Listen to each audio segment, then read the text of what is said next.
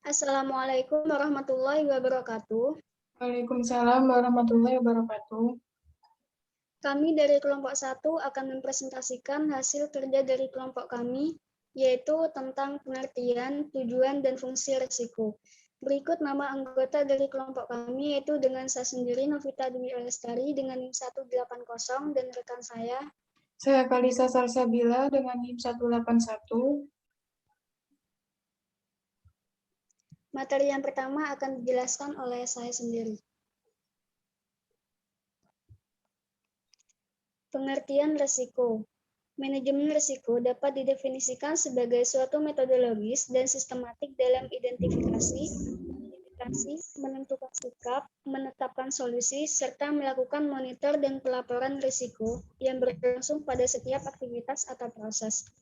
Manajemen risiko adalah seperangkat kebijakan, prosedur yang lengkap yang dipunyai organisasi untuk mengelola, memonitor, dan mengendalikan eksposur organisasi terhadap risiko. Next.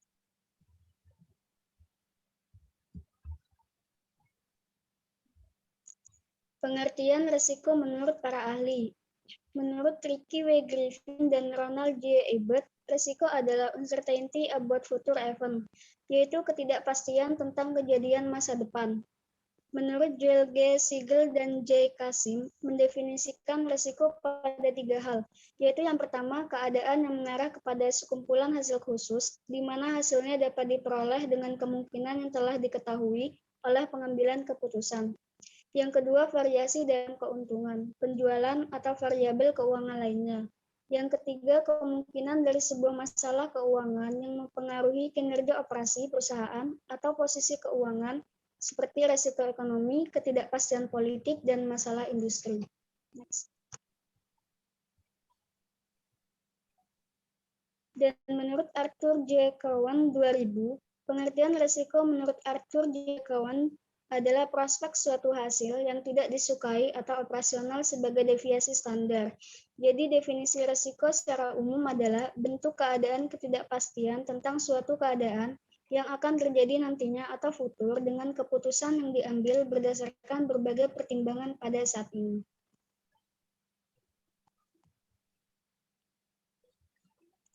Jenis-jenis risiko, yaitu yang pertama, manajemen risiko operasional. Manajemen risiko operasional muncul sebagai tindakan preventif terjadinya kesalahan proses kerja. Yang kedua, manajemen risiko hazard adalah manajemen risiko yang muncul karena adanya risiko yang berpotensi bisa mengakibatkan kerugian bisnis maupun kerusakan. Yang ketiga, manajemen risiko finansial adalah pengawasan risiko yang bertujuan untuk melindungi hak milik, keuntungan, dan ekuitas perusahaan. Selanjutnya yaitu tujuan risiko.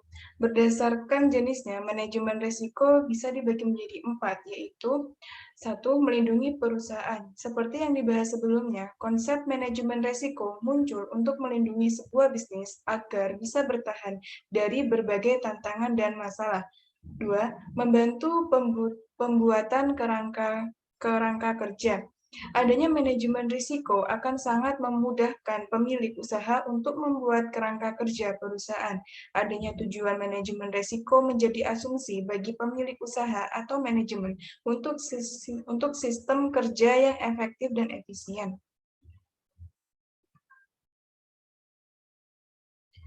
3. Manajemen risiko finansial.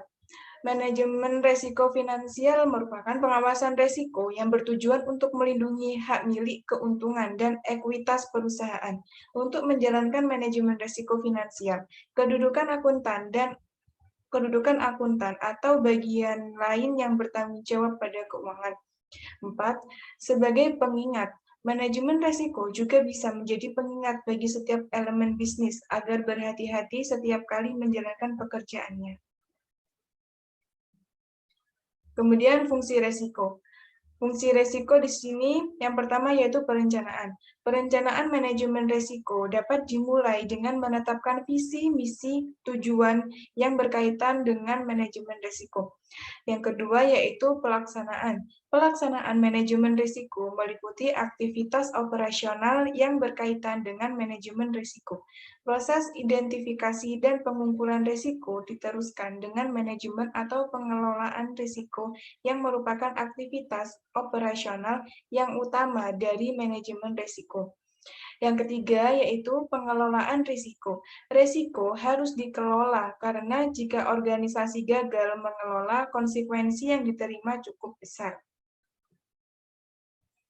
Kesimpulannya, risiko yang umumnya bersumber dari masalah internal perusahaan, di mana risiko itu terjadi disebabkan oleh lemahnya sistem kontrol manajemen atau manajemen kontrol sistem yang dilakukan oleh pihak internal perusahaan untuk menghitung kerugian yang diharapkan jika risiko tertentu muncul dapat digunakan kerangka probabilitas atau frekuensi dan severity.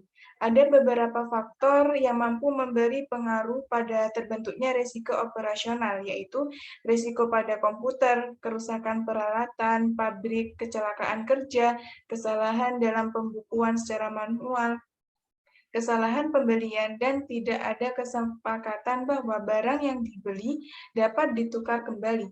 Pegawai outsourcing, globalisasi dalam konsep dan produk, faktor yang menyebabkan perubahan karakteristik risiko operasional, yaitu globalisasi, otomatis terlalu mengandalkan teknologi outsourcing, perubahan budaya masyarakat. Sekian dari presentasi kelompok kami, kurang lebihnya kami mohon maaf. Wassalamualaikum warahmatullahi wabarakatuh. Waalaikumsalam warahmatullahi wabarakatuh.